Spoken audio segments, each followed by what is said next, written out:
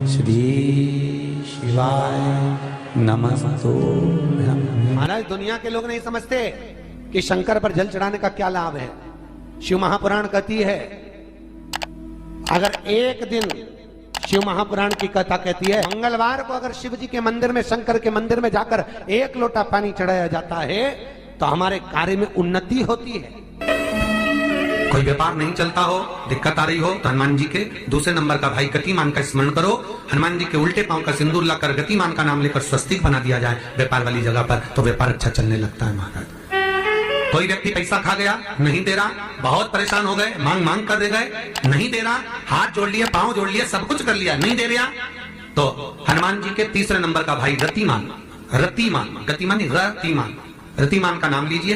People के पत्ते पर लाल सिंदूर से जो व्यक्ति पैसा लेकर गया उसका नाम लेकर बहते हुए पानी में अपनी कामना कर रतिमान का नाम लेकर छोड़ दीजिए। 15 दिन में रतिमान ऐसी उतावली मानत मचाता है कि उसको हाथ जोड़कर वो खुद फोन लगाकर बोलता, भैया तेरा मैं पैसा लौटा दूंगा। रतिमान का स्मरण किया जाता है। रतिमान, ध्यान दीजिएगा, हनुमान का एक स्मरण, पंचमुखी हनुमान का एक भाव। महाराज जैसे बहुत ज्यादा तकलीफ अगर व्यक्ति को हो गई है, बहुत कष्टमय जीवन चल रहा है, हार गए हर जगह से और तकलीफमय जीवन चल रहा है, तो पंचमुखी हनुमान का एक शिव महापुराण का और स्कंद पुराण का एक बड़ा सुंदर मंत्र है। उस मंत्र को आप सब एक बार हमारे साथ में बोलें। ओम नमो हनुमते रुद्र अवताराय सर्व शत्रु संहारणाय सर्व रोग हराय सर्व वशीकरणाय रामदूताय स्वाहा। बस इस मंत्र को हाथ में काली तिल लेकर, एक जौ लेकर और गूगल लेकर, थोड़ा सा उसमें गाय का घी डालकर, कंडे को या अग्नि को जलाकर इस मंत्र का 11 बार 21 बार जाप कर कर अपनी कामना कर कर छोड़ दीजिए। कैसा भी रोग हो, बीमारी हो, कष्ट हो, दुख हो, तकलीफ हो, 21 दिन के अंदर वो आनंद आना प्रारंभ कर देता है। इस मंत्र, स्कंद पुराण का, शिव महापुराण का ये मंत्र मूल पंचमुखी हनुमान सुख दे। और एक और चीज याद रखिए महाराज, यदि कोई काम के लिए जा रहे हो, कोई व्यापार के लिए जा रहे हो या नौकरी करने के लिए जा रहे हो और लगी नहीं रही, बहुत तकलीफ पा रहे हो, सर्विस ही नहीं लग रही, बहुत कष्टमय हो गया, तो निवेदन करूंगा 5 पीपल के पत्ते पर बेसन के 5 लड्डू घर में बने हुए, गाय के घी के 5 लड्डू रख लो। उस लड्डू के बीचों बीच एक आटे का दिया और उसमें तिल्ली का तिल डालकर इसी मंत्र का प्रयोग कर कर पंचमुखी हनुमान का किसी भी हनुमान के मंदिर में जाकर, दक्षिण मुखी हनुमान के मंदिर में जाकर उसको रख कर आ जाइए। इसके बाद आप उस काम के लिए जाइए, आपका काम सफल हो जाएगा। आपको किसी को नहीं करना पड़ेगा कि हाथ जोड़ने लगे, किसी का काम नहीं करना पड़ेगा, तुरंत काम हो। इस मंत्र का स्मरण कर कर पंचमुखी हनुमान का पूरे घर में वास्तु के हिसाब से केवल एक दीवार ऐसी होती है जहां पर हनुमान जी का चित्र लगाया जाए।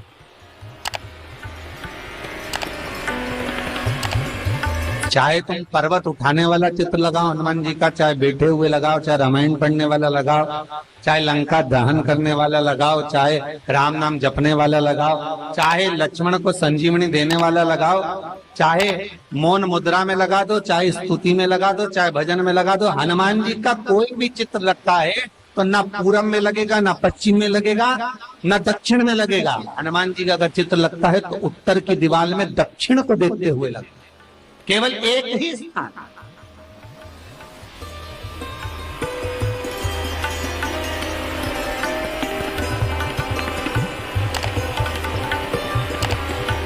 जैसे पूर्वजों के चित्र को, पितरों के चित्र को, गए हुए हमारे जीवों के चित्र को दक्षिण में विराजमान किया जाता है, उसी तरह हनुमान को उत्तर में विराजमान कर कर दृष्टि दक्षिण में कर दी।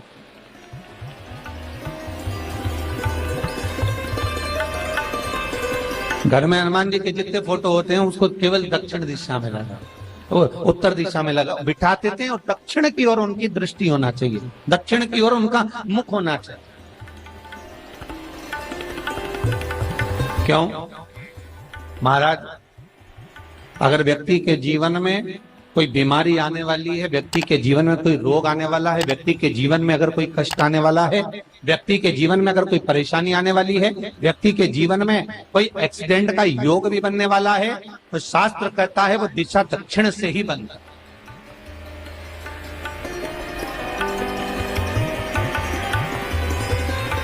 ये दक्षिण जो दिशा है ये यम की दिशा। यहाँ संपूर्ण परिवार के साथ यमराज अपने आनंद में निवास करते।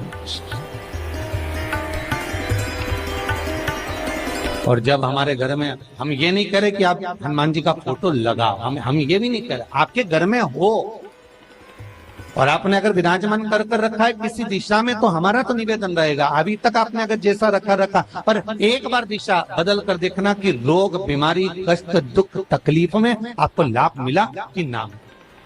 हनुमान जी ने केवल दक्षिण दिशा की ओर अगर मुख कर हमने विराजमान कर दिया, फोटो ही विराजित किया। हम ये नहीं कहेंगे आपसे कि आप बाजार से फोटो खरीद के लाओ फिर लगाओ, नहीं, आपके घर में हो तो आप लगा दें, आपके घर में हो तो विराजमान।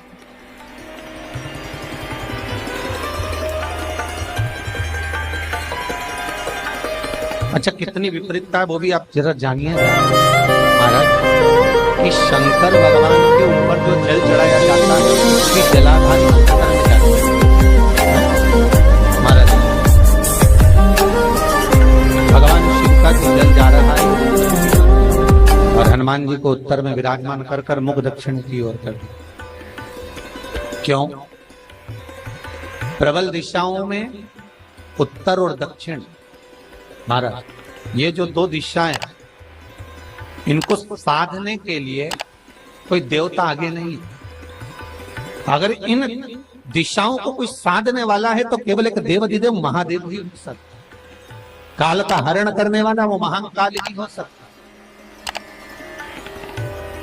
शंकर का ही एक अवतार है हनुमान जी महाराज, रुद्र अवतार महाराज। हनुमान जी से कहा तुम दक्षिण की ओर दिशा पर संभालिए, शिव जी कहते हैं मेरा जल जब उत्तर की ओर जाएगा तो इस दिशा को मैं संभाल, चिंता ना करिए। जो स्मरण करने वाला होता है, भजन करने वाला होता है, कीर्तन करने वाला होता है, नाम जाप करने वाला होता है, उसका भी शास्त्र विधान कहता है,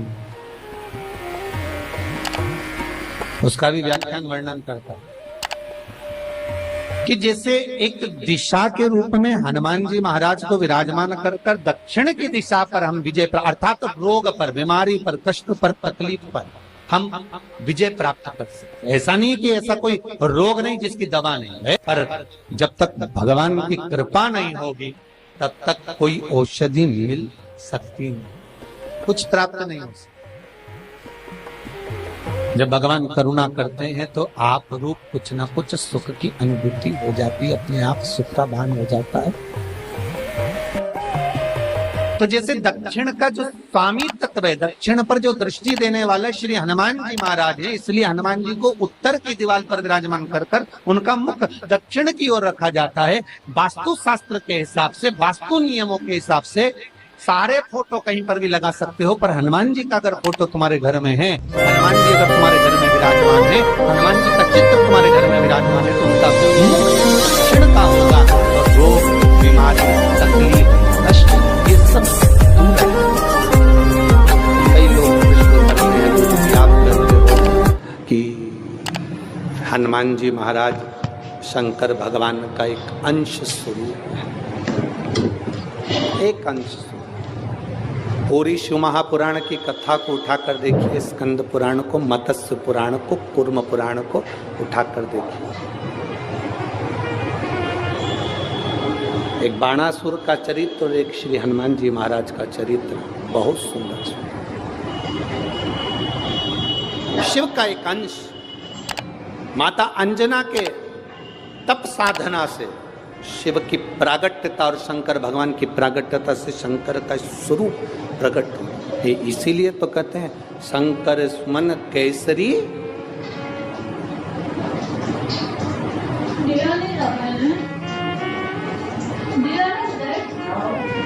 शिव का एक स्वरूप है हनुमान जी। हम तो हमेशा कहते हैं अगर आप हनुमान जी का भी दर्शन कर रहे हैं तो ये अंदाजा लगा कर रखें कि आप शंकर का दर्शन कर रहे हैं। आप शंकर का दर्शन कर रहे हैं तो ये अंदाजा लगा कर रखें कि आप हनुमान जी का दर्शन कर रहे हैं। सब एक, कोई भेद नहीं, सब एक, कोई भेद नहीं। देवताओं, आप एक बेलपत्र, जैसे आप एक बेलपत्र कि ये दो जो पत्तियां होती हैं, जरा ध्यान देंगे, ये दो जो पत्ती नीचे की रहती है बेलपत्र, आगे का भाग एक बेलपत्र और नीचे की जो ये दो पत्तियां होती हैं, इन दो पत्तियों के ऊपर एक एक शमी पत्र। ये दो जो पत्तियां हैं, इन पत्तियों के ऊपर एक एक शमी पत्र और लाल चंदन ये रखकर कितना भी रोगीला व्यक्ति हो, रोग से ग्रसित व्यक्ति हो, जिंदगी में कितना ही दुख पड़ रहा हो, बेलपत्र की ये दोनों पत्ती जिसके ऊपर शमी पत्र रखकर, लाल चंदन रखकर श्री हनुमान जी महाराज और हनुमान जी महाराज के तीसरे नंबर के भाई श्री गतिमान जी। हनुमान जी कितने भाई हैं? 6। उसमें हनुमान, रतिमान, प्रतिमान, मतिमान, गतिमान, तो जो नीचे के क्रम में आते हैं श्री गतिमान जी, उन गतिमान जी और हनुमान जी का नाम लेकर जो शिवलिंग के ऊपर समर्पित कर देता है, रोग का निवारण होता ही है, रोग मुक्ति होती है। मंगल का प्रदोष निकाल कर रख लो कि मंगल का प्रदोष इस दिन पड़ रहा है, मंगल की त्रयोदशी तिथि पड़ रही है, प्रदोष व्रत मंगलवार का पड़ रहा है। और जिन लड़का लड़की को मंगल होते हैं, जिन कन्या और वर को मंगल होते हैं, केवल शंकर भगवान के मंदिर में जाकर चौमुखी दिया, 4 बत्ती का दिया आटे का, उसमें घी डालकर लड़की शंकर भगवान के मंदिर में मात्र 7 बार शंकर पे से उतार कर 3 बार स्वतः उतार कर शिव के मंदिर में रख देती है, उसका मंगल आड़े आता ही नहीं है, मंगल नहीं आता सामने। मंगल प्रदोष व्रत का इतना महत्व है महाराज। जब जिस महीने में जो प्रदोष पड़ा करे, जब प्रदोष पड़े, बन सके 1 बेलपत्र, बन सके 5 बेलपत्र, शमी पत्र, हरे मूंग,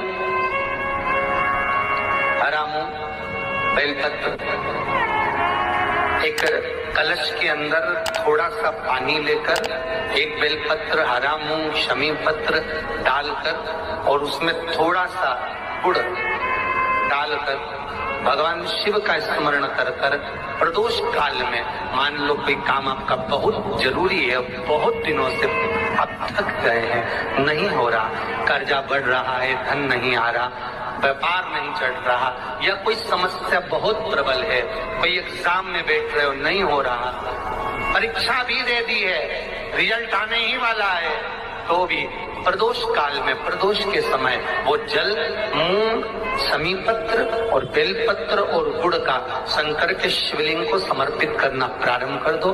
2 या 3 प्रदोष करोगे, बाबा आपकी मनोकामना शीघ्र पूर्ण कर देगा। शंकर भगवान पर चढ़े हुए जल जब नीचे की ओर आता है, जिस जगह पर जल गिरता है उस जगह पर मात्र एक दुर्वा प्रदोष के दिन अपनी कामना कर इस शरीर के सुख के लिए शंकर भगवान के जल गिरने वाले स्थान के पास में अवधूतेश्वर महादेव के नाम से रख दी जाती है, तो जिंदगी में कभी बड़ी बीमारी नहीं आती। उसी तरह जिससे रोग को समाप्त करने के लिए दुर्वा का प्रयोग किया जाए। कभी ऐसा योग लगे आपके जीवन में कि आप जिस व्यापार को आपने करा उस व्यापार में आपको फल नहीं मिला, फिर आपने व्यापार चेंज करा, फिर बदल कर देखा, फिर उस व्यापार को कर कर देखा, उसमें फल नहीं मिला, फिर आपने वापिस व्यापार को बदलने का विचार किया, तो हमारा निवेदन रहेगा उस व्यापार को बदलने से पहले एक काम जरूर कर देखें। 3 स्थान पर बेलपत्र को चढ़ा कर देखिएगा। अगर आपको लगे कि मैंने व्यापार बदल लिया, एक बार बदला, कई लोग ऐसे भी होते हैं जो पैसा इकट्ठा करते हैं, धन एकत्रित करते हैं और कोई व्यापार ऐसा कर लेते हैं जिस व्यापार में धन चले जाता है तो वो धन वापिस नहीं आता महाराज, वो व्यापार का धन वापिस नहीं आता। तो बड़े दुखी होता है कि भाई मेरा गया हुआ पैसा नहीं आ रहा, मैं बड़ा कष्ट में हूं, मेरा खुद का ही आ जाए ना तो मैं निहाल हो जाऊं, मेरा अपना ही नहीं आ रहा जो गया हुआ है तो मैं क्या वर्णन करूं उसको, क्या उनके लिए भी ये प्रयोग, ये शिव विद्येश्वर संहिता का ये भाव बड़ा सुंदर है। आप व्यापार पर व्यापार बदल कर देख लिए, धन भी हमारा कहीं डूब गया, आ नहीं रहा है, तो प्रयास करना 3 स्थान पर चढ़ाई गई बेलपत्र हमें सुखा बहुत ध्यान रखिए। पहला अशोक सुंदरी की, अब ये बेलपत्र जब भी आप चढ़ाएंगे तो रविवार की अगर प्रदोष पड़ जाए, कौन से दिन? रविवार की प्रदोष के दिन ये प्रयोग अवश्य कर देखिएगा। ज्यादा बार नहीं करना है, केवल एक ही बार करना, बाबा स्वयं कृपा करेगा। अपने मंदिर में अर्थात अपने घर के पास कोई मंदिर हो, शिवालय हो, देवालय हो, जहां शंकर भगवान विराजमान हो, शिवलिंग हो, ऐसी जगह पर अवश्य करें। हमें कहीं दूर जाकर ये प्रयोग नहीं करना, अपने शिवालय, अपने जो घर के आसपास में शिवालय हो वह। एक बेलपत्र अशोक सुंदरी वाली जगह। अब उसको अशोक सुंदरी की जगह पर भी चढ़ाने का तरीका क्या है? जब हम बेलपत्र चढ़ाएंगे तो उस बेलपत्र को चढ़ाते समय आपकी जो बेलपत्र की डंडी है, वो बेलपत्र, रविवार प्रदोष के दिन का ये उपाय है महाराज। ये बेलपत्र की जो डंडी है, इस डंडी का भाग शिवलिंग की ओर होना चाहिए। ये जो डंडी है, इसका भाग अशोक सुंदरी पर जब चढ़ाएंगे तो शिवलिंग की ओर इसका भाग होगा महाराज। दूसरी, बेलपत्र को जब हम समर्पित करेंगे, जया, विषहरा, शामरीवारी, दौतली, देव, मान लो जलाधारी ऊपर नहीं है शंकर जी के, तो उसका स्मरण कर 5 कन्याओं का नाम लेकर, जया, विषहरा, शामलीवारी, दौतली, देव, इनका स्मरण कर